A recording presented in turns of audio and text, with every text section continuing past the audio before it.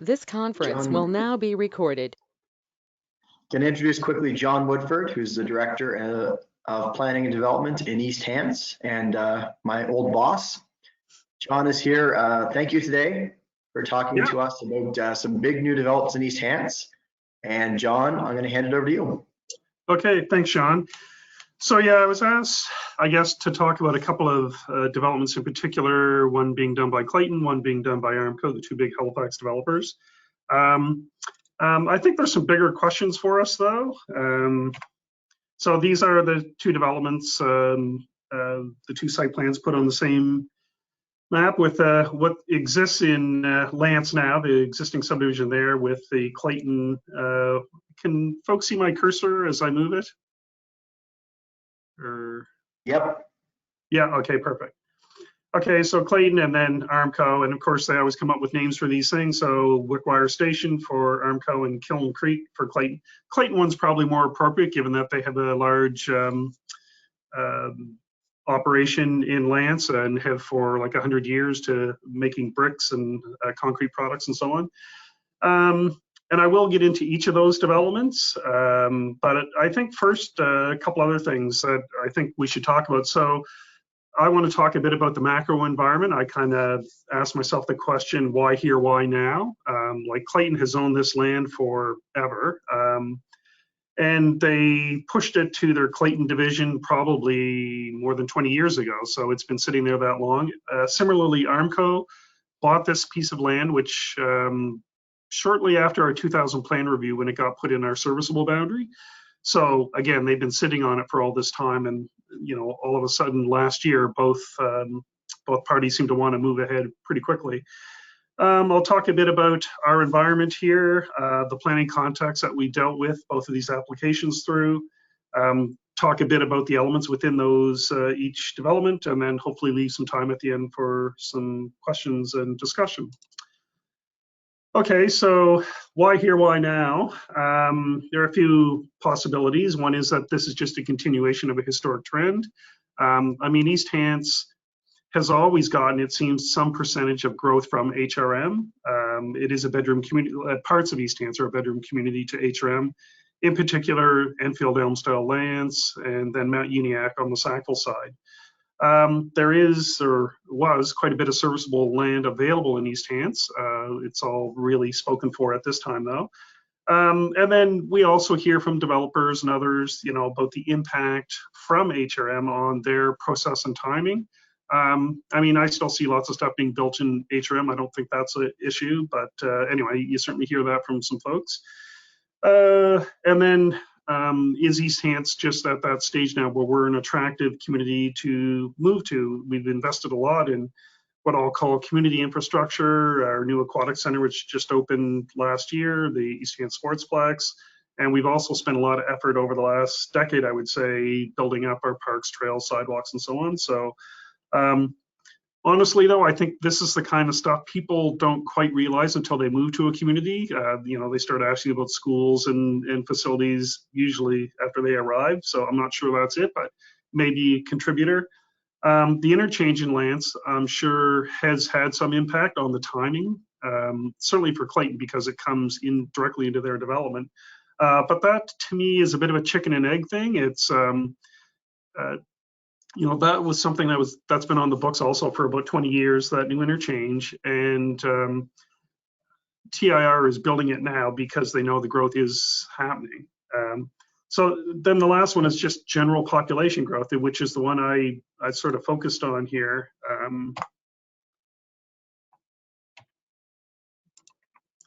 So if you look at this, by the way, all these great charts are on the province's Department of Finance website. That's where I got them all. So this is our population growth since 1971. And as you can see, through the 70s and 80s, a pretty steady growth, went from 800,000 up to just, you know, sort of 29, 30,000. And then for most of my career in Nova Scotia, it's just stayed there. We've been in that sort of 920 to 950 kind of band for a long time. Now, East Hants grew throughout this period of time, again, because we're next to HRM and as a bedroom community, I call it the Goldilocks era, where we would get about 100 new dwelling units per year, nice and manageable for our planning and building inspection staff.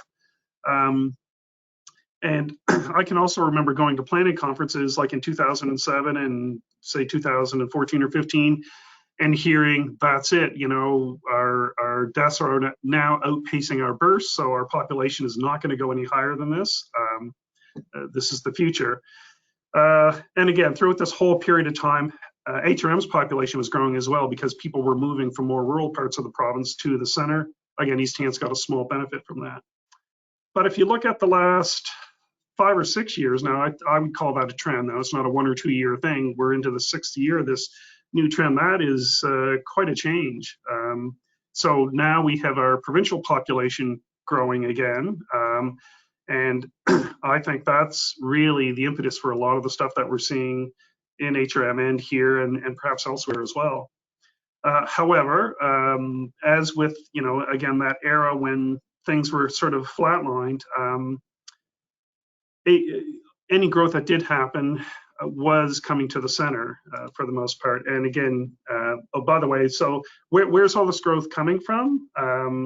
Well, again, our deaths are still outpacing our births in Nova Scotia, but all of a sudden we're getting, you know, over 6,000 international immigrants, although you have to subtract out the immigrants, and then, you know, 3,900 people from the rest of Canada, which when you look at this chart here in interprovincial migration is quite amazing to me in that, I mean, the stuff on the left here has been, again, a pattern for decades where we're getting people moving to Nova Scotia from places like Newfoundland and rural New Brunswick and so on. But, you know, our net from Ontario, nearly 1,800 people last year. Stuff like Alberta, that one I would kind of expect because when the economy is good there, young people from here go there, and then when it's not so good there, they tend to come back. So that one bounces around a little bit, but the net from everywhere else except Quebec last year, I don't know what the issue there was, but, you know, we're getting a lot of migration. And I asked people around the office, you know, why do you think this is? And a lot of people mentioned COVID, that, you know, there are people that are coming back to Nova Scotia who have some connection here or maybe not a connection at all. But again, we're into the 6th year of this trend. This isn't just a COVID thing. Oops. So, and again, where does the growth go? Well, of course, again, that's HRM. Of those 10,000 that came to Nova Scotia, there are most of them, and then the rest of us are on this line here. And again, that benefits East Hants because we're next to that. And I think this kind of data is why you're seeing an issue in HRM with high rents, with vacancy rates that are very low, and with bidding wars for houses. It's population growth, real population growth, something we haven't seen for a long, long time.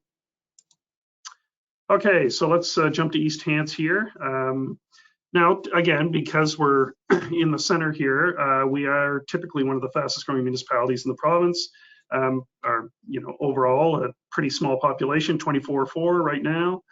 And also it's unbalanced. Like the rest of Nova Scotia, our rural areas, so the blue line is the shore central area, so along the Fundy Shore, has, again, been pretty flat since 1961. The Mount Uniacke area has grown. Again, it's fairly close to HRM, but there's no sewer water service there. So the growth there is pretty incremental. It's really what we call the corridor area. So that's Enfield, Elmsdale, Lance, which are serviced communities and the closest to the airport. That's where our growth is. And so the planning context, you know, our planning documents, I mean, the first part of them probably do what everyone's planning documents try to do. The prime directive, if you will, the first one is to protect people and property. So protecting people from the environment and each other, I guess, in terms of things like floodplain regulations and just regulations to try and avoid land use conflicts, and protecting character of established neighborhoods.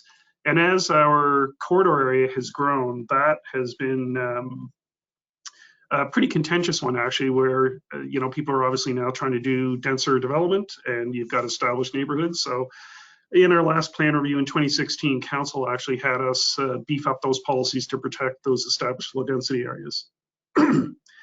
And East Hants has never had, I guess, a shire town like Truro is in Colchester or Kentville in Kings. It is really a series of villages, places like Enfield, Elmsdale, Lance, Milford, Shubenacadie, and so on. And so we have policies that try to ensure that those villages remain focal points in our communities.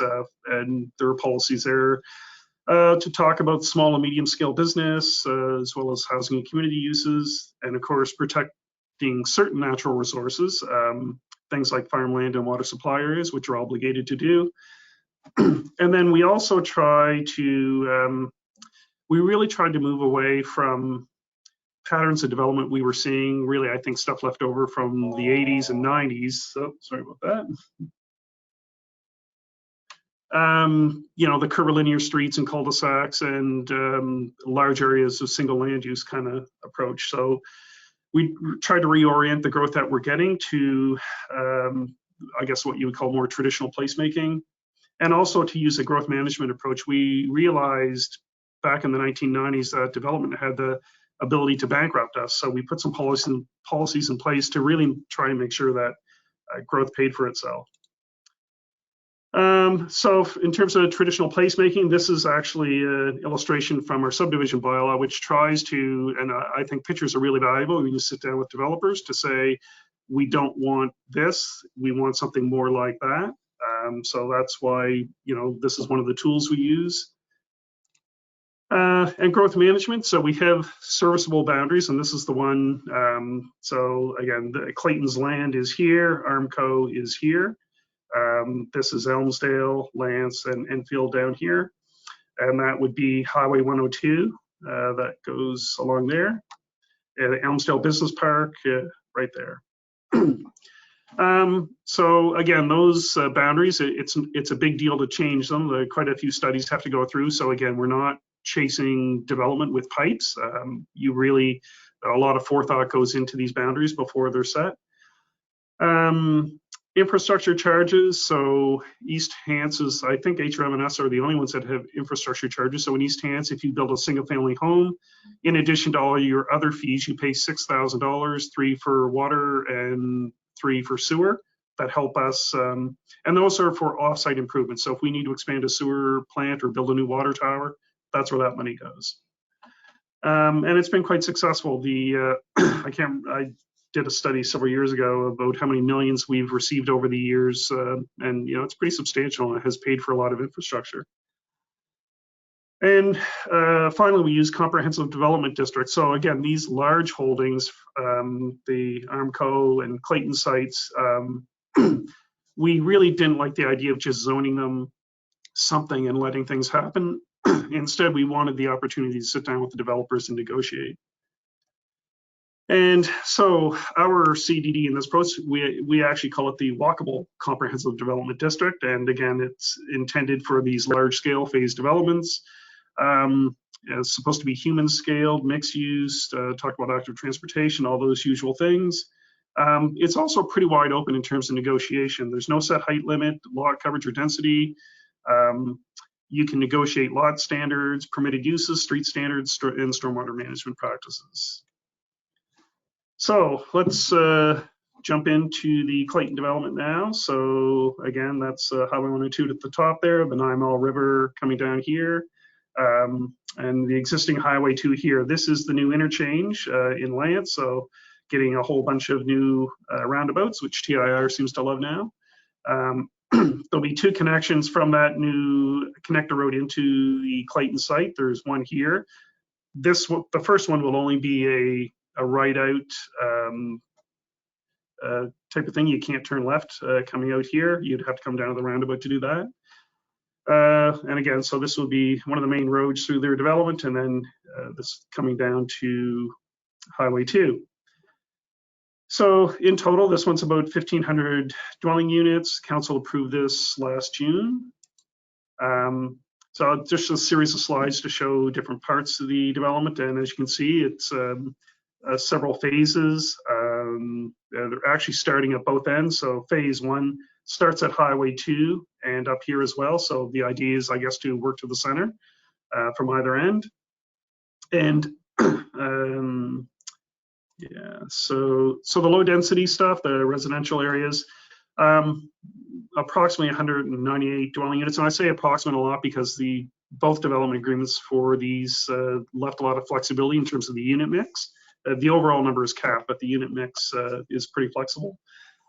They're able to do small lot singles, that's permitted. So in East Hants, our normal lot frontage, everything's metric now, but it's about 52 feet if you convert it. And we're allowing these lots to come down to about 34 feet, I think. And medium density, so this would permit, in addition to single unit, semi-detached townhouse dwellings, and about 239 here. One of the issues our council feels very strongly about is parking. And some of the higher density development that we've seen so far, they've seen parking issues. So they're pretty cautious about lowering the standard, which seems to be the trend everywhere. But here we're, at least for where you have a front door, we're still requiring 2 parking stalls. And then the high density area permits up to 6-story multiple unit buildings, as well as townhouses, up to 1,000 units here. And it's also able to do mixed use where you have these multi-unit buildings. You can do ground floor commercial, if that makes sense. And you'll see in the Armco one, I think it makes a little bit more sense in the Clayton one because they have more frontage on Highway 2. As well, they have direct access out to the new interchange. And then garden homes, or I guess cluster townhouses would be another way to think of these. These are the 2 blue blocks here. So a maximum building height 11 meters, which would be the same as our cluster townhouses permitted in our land use bylaw, up to 72 units. And again, 2 parking spaces per unit. And it's interesting that the most contentious thing for both Clayton and Armco in our discussions, and probably what took most of the negotiating time, was dealing with parks and open space. I would say over the last even 3 or 4 years, East Hants has become much more, I guess we're digging our heels in much more with developers in terms of the public benefits from development. And, you know, again, 20 years ago, we would get leftover land like a lot of municipalities when it came to open space negotiation. Anyway, this added months to the process in terms of, but we're pretty happy with the end result. So in the case of Clayton, we're getting the land along the Nymall River as public open space. As well, there'll be an active transportation trail that actually goes through the entire corridor, but in this case would go through the middle of their development as well. Sidewalks on both sides of the street in certain locations. So on the main roads there would be a sidewalk on both sides. On all the other streets, there would have to be a sidewalk on one side.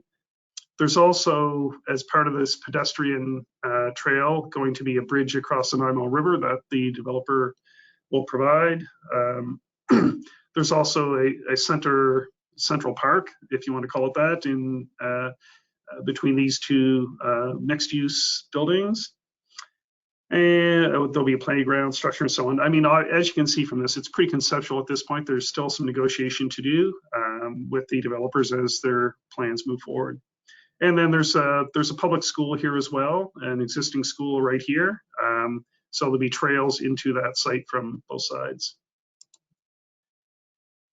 Commercial land. So Clayton, there's about just over 9 hectares of land in 4 different blocks.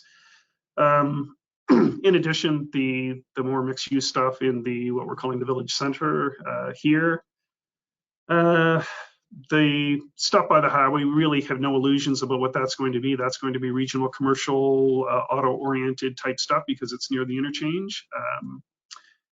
However, there's another block, a commercial that fronts onto Highway 2 between the Sportsplex and the existing school. And so apparently all this land is spoken for. That sounds like sales are moving along quite well. I have no idea what's going to show up there yet. There are a number of things that would be permitted, but remain to see, I guess. Okay, so jumping to Armco. Again, these are applicants provided site plans, so that's why they look different. But this one was approved before the Clayton one in February last year, and it's larger, 2,205 total dwelling units, although quite a bit less commercial again because there's less commercial potential.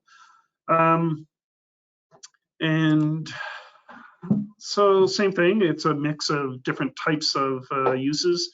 Low density residential area. Again, we're permitting single unit dwellings with smaller frontages than we otherwise would. A total of 715 and about 53 hectares devoted to that use.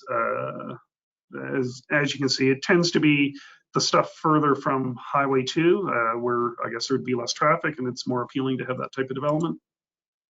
The medium density stuff, it permits singles, semis, townhouse dwellings, 700 in total, about 35 hectares devoted to this. And again, 2 parking stalls. I don't know why we keep saying that, but in East Hants, council was pretty concerned about parking, off-street parking, so that was a requirement of both DAs. The high density residential area permits, again, at 6 stories, seem to be what we settled on in both developments, and a maximum of 790 units, about 26 hectares. So that would be all the red areas scattered through it, which is, and there's a little bit of a different approach here than the Clayton one. The Clayton one tended to be more stuff that fronted onto streets, whereas you can see the Armco approach is a little bit more, you're going to have areas that are tucked away a little bit more, I guess.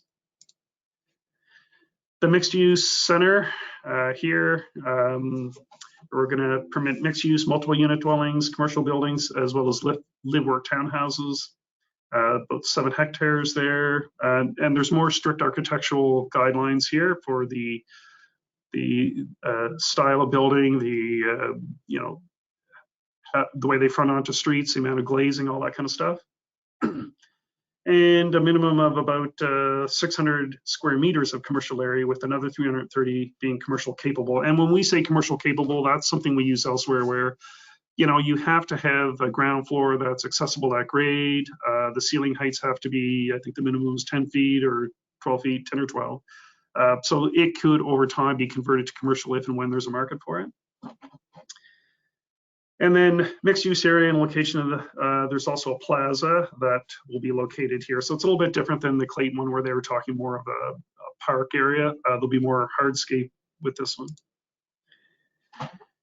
And again, as I said with Clayton, there was lots of long meetings with Armco in terms of hammering out the requirements for parks and open space. And again, there will be that middle spine trail that eventually, actually, that middle spine trail is supposed to go all the way from Enfield up to the top of Lance, so several kilometers long when it's completed. And there's several areas where the municipality will have to find ways to work it through existing built-up areas, and the way to do that, of course, will be within the existing road right away. And there also, so there'll be a trail along, there's a brook that runs through, borders part of this development, and along that, it's called Barney's Brook, there will be a crusher dust trail through there. The active transportation trail, so that's a wider 3-meter paved surface, that will be along this blue route. Again, another park here, a 4-hectare park right in this area here to serve this community. And as a plaza that would be about 0.4 hectares right in the center there. And this one we worked out. So we, in our subdivision bylaw, we require 10% either land or cash. And in this case, in both development agreements, what we actually did is work out the value of what the developers were providing, and anything left over, they basically have to provide cash to us, or there'll be a negotiation at each stage. For example, when we go to build a trail segment, if we think we can build it for less, then we'll take the money and build it ourselves. Or if we think the developers actually got a pretty good proposal, then we'll let them build it. So it was a pretty complex agreement. And so in addition, there will be a buffer and conservation land. So these are lands that will remain undeveloped, but they're not being credited as towards the open space contribution. So, for example, the land along Highway 102, it makes sense to leave that undeveloped so that, there'd be quite an impact for anyone that fronts directly or backs directly onto that. And most of it is actually for stormwater management or along water courses. So all that land will be deeded to the municipality basically so that we can manage the stormwater functions. And although we made the point here that the MPS policy does not actually require us to preserve all these lands, but it was, it worked out, I think, for the developer and us. Otherwise, they're looking at going through the process of, through the provincial process to, be able to convert wetlands with the cost associated with that. And it's also then how do you manage stormwater and so on. So that worked out.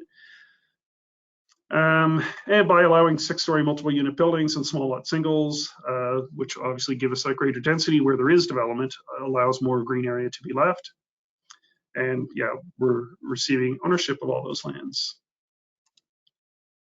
So one of the other things that, again, a small municipality with some large development happening that we were quite concerned about is the fiscal impact on the municipality. So we did an evaluation. Now, again, these are using 2019 tax rates, but they haven't changed that much. So if you assume these developments were both built out, the tax revenue is actually pretty easy. You can look at comparable development and figure out, what the tax revenue would be. So from both developments, you would get about $8.6 or $8.7 million a year in new tax revenue. Of course, that's offset with new expenses. You have now new people that need their garbage picked up, and they have parks and rec services they want. You have new streets that you have to plow and maintain and so on. So there are a lot of costs. But we estimated those annual costs at $5.9 million, which would be a net benefit to the municipality of 2.7.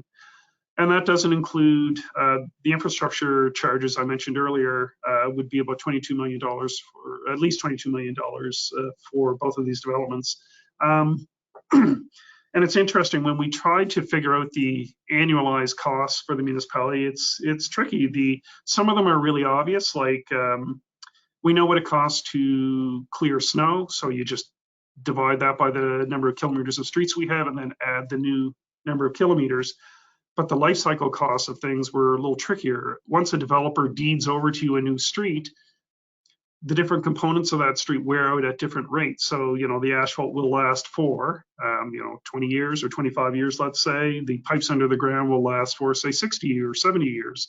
So we tried to figure out basically what the annual cost is of those things. So if it, if a sewer line, say, lasts for 60 years, then we just took 1/60th of the cost of replacing it and added that to our annual cost. So that's kind of a simple way to do it, but it seemed to work and give us some ballpark numbers, I think, that are, again, give you an idea of what kind of new costs and revenue that you're in for as this development proceeds. We also included in that some staffing. Obviously, as the municipality grows, there'll be staffing impacts as well. So the challenges for East Hants going forward, there are several actually. This is like 10,000 new residents at full build out to a population right now that's just over 24,000. So that's huge.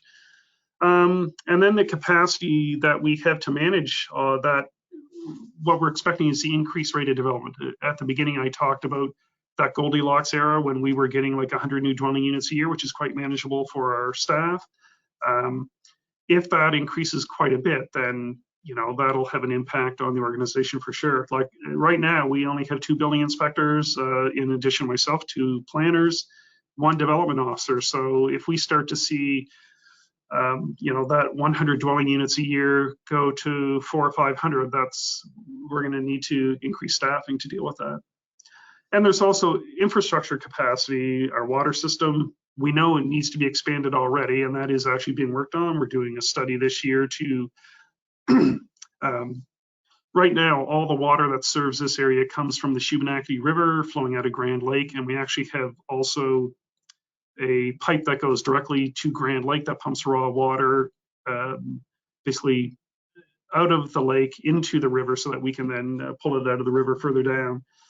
And that plant, when it was built, the infilled water treatment plant was designed to be expanded. So there will be new treatment tanks added to that as development proceeds.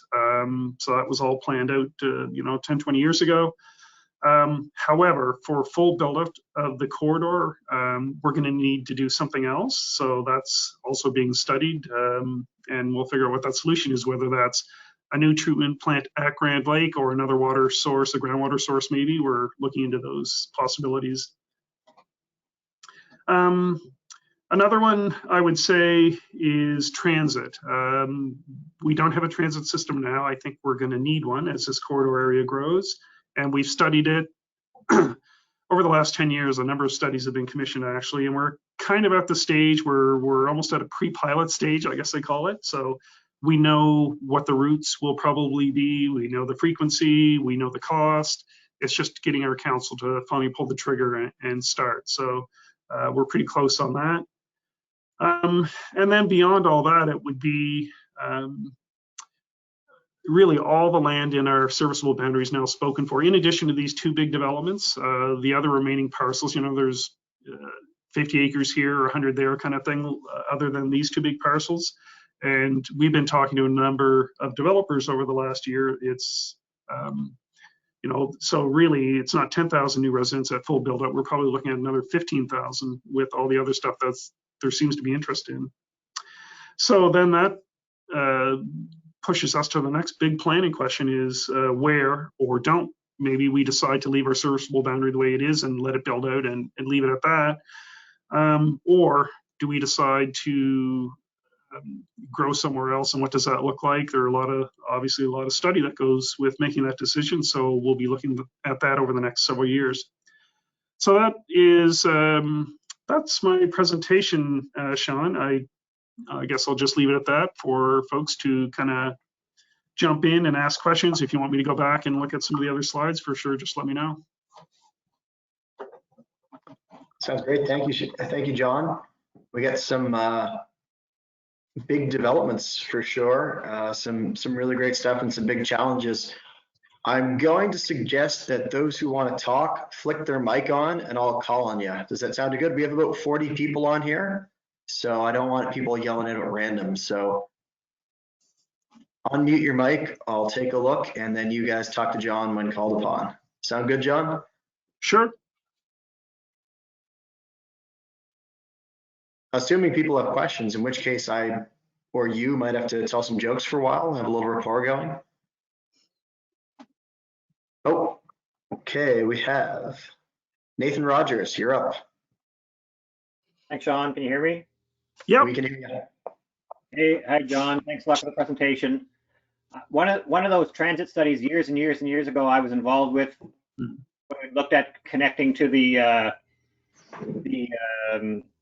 Halifax Airport, like how East Hants would connect to the airport and link into HRM. And at that time, I was tasked with consulting with these developers, Clayton and Armco. I might have missed this in your presentation, but at that time, they thought that there wasn't necessarily a business case at all to build out these lands because the cost of development here was the same as HRM. And obviously that has changed, but do you have any insight or comment related to that? Because I mean, that's going on over a decade ago, that work I'm talking about, but nonetheless, it's just interesting that all this is coming to a head now, and I'm just curious your comment on that.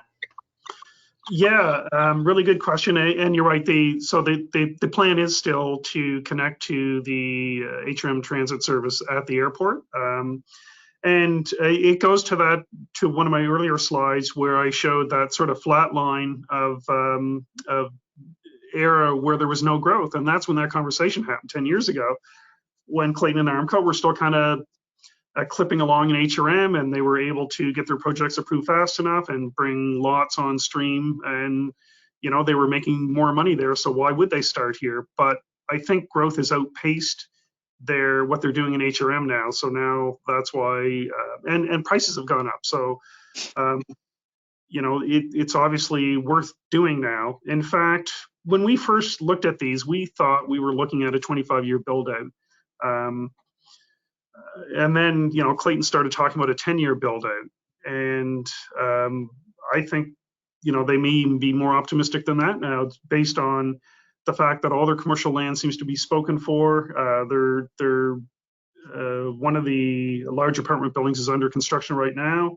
And they seem to have tons of interest from other builders. So yeah, the world has definitely changed. And I think it's because of that growth. Yeah, thanks a lot for that. Excellent. I see some more green, so I'm going to call on Christina Lovett first. Christina, you're up. Hi, John. So my question is about parks, and I won't talk too much about the Clayton one because our firm was involved in that, obviously. But I'm just wondering more about East Hants seems very progressive, which is great, and I'm wondering kind of that process to get there internally when it comes to taking on, things like hardscaped park spaces and alternatives that you see to that what we're going to call more traditional park space. And just like applaud you on that, but also wondering kind of internally on process and maintenance with alternative park spaces, internally with your engineers, how you guys came to being able to be so progressive and forward thinking. Well, I guess we realized that these are new communities, and so I think we felt they needed the full range of not just playgrounds. They need the full range of open space communities. One thing I didn't mention actually is there are already sports fields in the area. That's why I didn't talk about them. This area right here next to Armco's site is the Lance Rec field, so there are already soccer and ball fields, that kind of stuff, which pretty handy. They're right in the middle there. I'll tell you, one of the things that really helped in our negotiations is that we have a guy on staff now who's very down to earth. He's our manager of basically manages all our parks and trails and so on. And he's a builder. He knows what everything costs. So there was no snowing them in terms of the projected cost of a trail, and that's why we built into these development agreements the ability for us to take money and do it ourselves if we thought that prices were being inflated or the value of something's being inflated. That was really handy actually through the process in the negotiations. But in terms of the types of parks and so on, yeah, it's just a recognition that we're trying to build more complete communities, and more complete communities would require everything from sports fields to hardscape. I hope that answers. Yeah, thank you. Okay. I saw Ed Versteeg earlier. Are you still interested, Ed?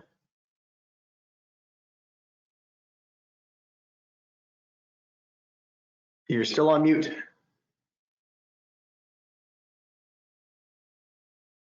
Can you hear me now? We can hear you now. You're up. Awesome. Perfect. Thanks. It's a really interesting presentation, John. It's a huge population growth for the municipality. Yeah. How do you chart a course towards those future steps in terms of where do we grow next, or do we grow next? How does that decision making shake out? Well, I guess in my ideal world, it's the next big plan review that we would do. We're actually going to have to do a plan review. We're actually doing one now to deal with the half of the municipality which actually doesn't have comprehensive planning, with the provincial mandate to bring planning everywhere. We're going to be quite busy with that over the next 12 to 18 months. But beyond that, I think we start with a planning exercise. You start with understanding your natural resources, what's where, existing development patterns as they've occurred, and opportunities. There would also, I think, be quite a bit of attention paid to serviceability. You really don't want to develop an area where you have to keep pumping sewage up hills, and the long-term cost implications of that. So yeah, kind of a planning 101 exercise, I guess. And I think the community itself, as this growth happens, will get a better sense of what this kind of growth looks like and whether they want it to continue or not, because we could make a decision that that's it. We're going to let these areas build out and not have any more. Right on. Thank you. Yeah. All right, thank you for your questions, folks. Anybody else, just click on your mic. I'll see the green. John, I guess I have a follow-up question a little bit to Ed's question. As you were doing this, did you get pushback or comments or council, public, whoever it might be, saying, why are we growing? What the heck's going on here? Where are all these people coming from? Were you getting that sense as you did this over the last little bit? Not really. I was actually surprised with the public process for both of these developments was, I wouldn't say there was no criticism, but compared to some other developments where, for example, you're just building one multi-unit building in an area that was mostly low density, there was way less opposition to these developments. And I think it's because of the long-term planning that was done, that these areas were put in the serviceable boundary 20 years ago. They were zoned CDD, so really all the policy work was done to let the developer walk in and start negotiating. Interesting. That's a different dynamic than HRM, but I think it would be several beers to sort through that one. So when we can get together after COVID, some of us will to go through that. I got a question here on the chat, kind of similar, but how did the public participation go? And was the community supportive in general? Yeah, I would say there was general support. The concerns, more concerns than criticisms actually, were more about specific issues like stormwater management. People who lived, for example, on the other side of Highway 2 were worried about what the impact their area would be in terms of stormwater management. Of course, traffic always comes up, those kinds of things. But the process we ran, we did, for both applications, we did, public information meetings long before public hearing. In fact, with Clayton, that application took longer, so we ended up doing 2 public information meetings. And I don't know, it was surprisingly non-controversial. Honestly, it was really compared to a lot of other things I've been involved in, it was pretty straightforward. Well, that's good for you guys. Don't have to fight every battle to the death, if you will. And that's really, and again, anyone that uses a CDD, that's why they're there, so that you identify these large areas that have development potential. You put the CDD on there so things aren't happening haphazardly or incrementally. You know what's going to happen as that project builds out over a decade or more. Mm-hmm. Another former East Hants planner, Jared DL, put in the, and now WSP planner, put in the chat box that he thinks the visualizations and the cross sections of buildings near existing development helped. Yeah, for sure. Yeah, all those kind of tools. I think so. Yeah. All right, I have a kind of a little more detailed question for you, John. You mentioned the highway commercial in the Clayton development, and you said we know what that's going to be. Is there any controls on site design, parking standards, that sort of thing, or is it just we're getting what we're getting kind of thing? There are. I at this point I don't remember specifically what we did. We did talk about it at the time. I remember Rachel Gilbert's the one that negotiated that DA, and there will be sidewalks, and if you live in that community, yeah, that was one of the things. Originally, the developer was only going to put a sidewalk on one side of that road, where so that would be along this road here, on the side with the residential development. And as we looked at it, we thought, well, if you live in here, and there's a coffee shop or something over here, and you want to go over there, now we're asking you to cross what will be a reasonably busy road, and then cross again to get to your destination. No, let's have a sidewalk throughout that entire roadway on both sides. So it was that kind of stuff that we included. Great, we've got a lot of stuff coming on the chat here. You might have heard some beeping. So from Maria Jacobs, how much of an impact did the sports complex play in this?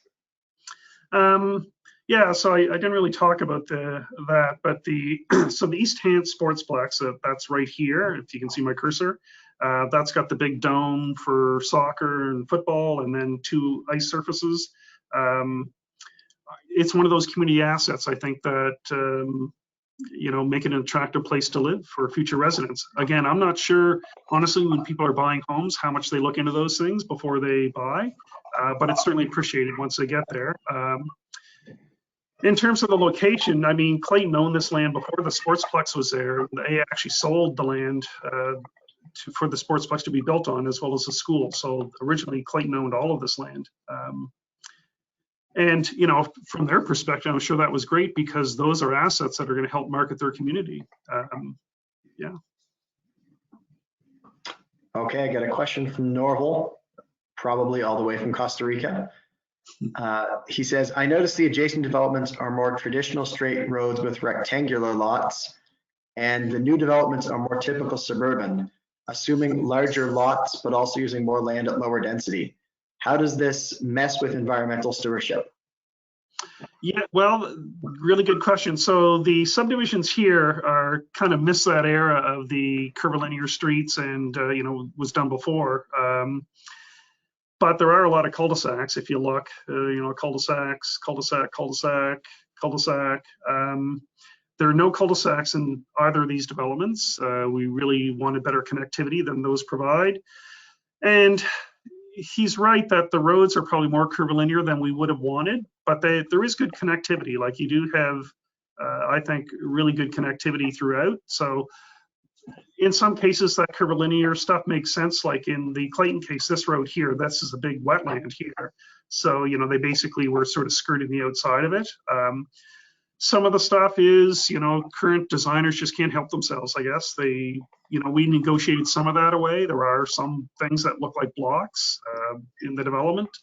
But I would say we're in a more of a transition phase where there is still some curvilinear stuff to the streets, but there's much better connectivity than more recent stuff that we've seen. That is the questions up to now.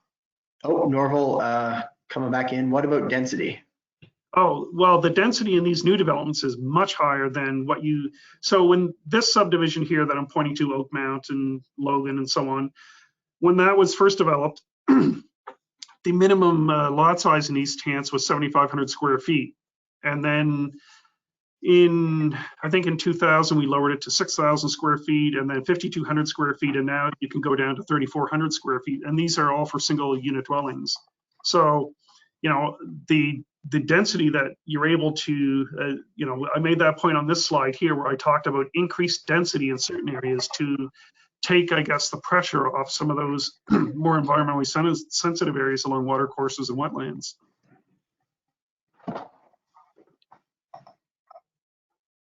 Okay. So that's oh, still coming. And Norval says, thank you. More generally, in terms of development in East Hants, how much of an impact has your infrastructure charges bylaw had? That's again from the chat. Impact in terms of if it drove any development away, I don't really think so. I think when they first came in around, we did a study in the late 90s.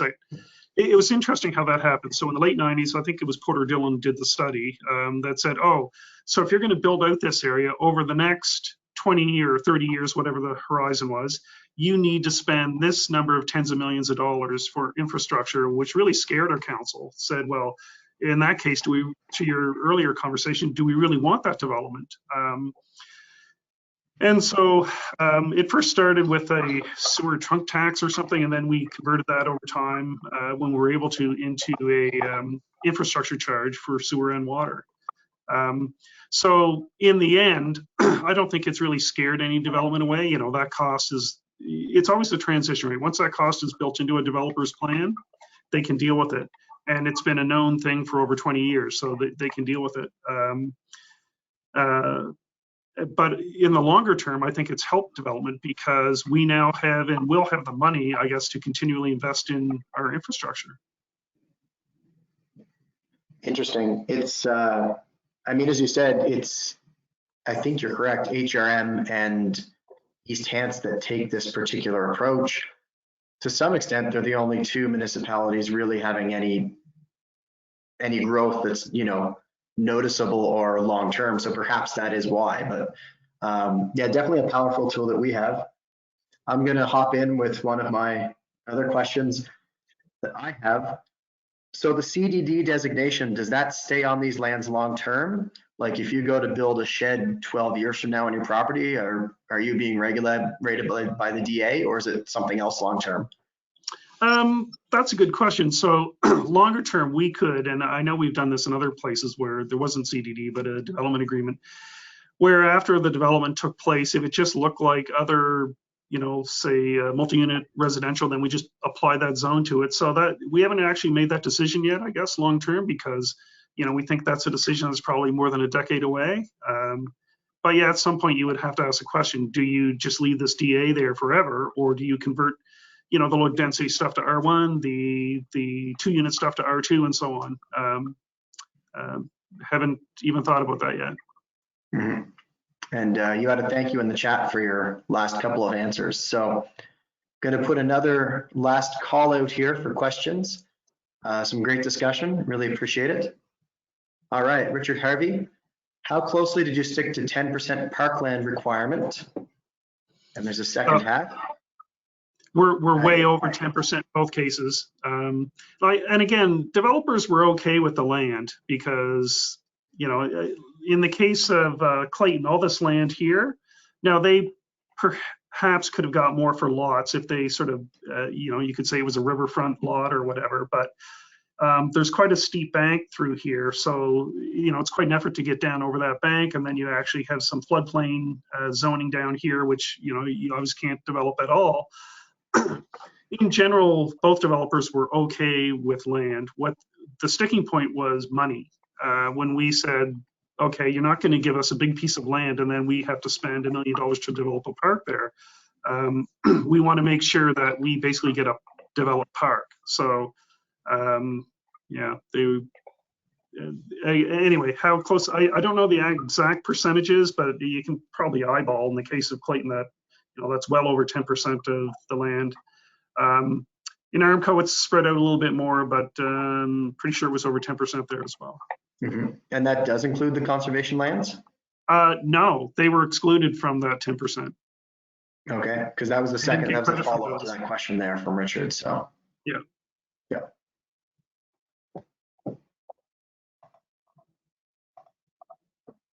Great, we'll see if anyone else comes on. This is your last call, folks.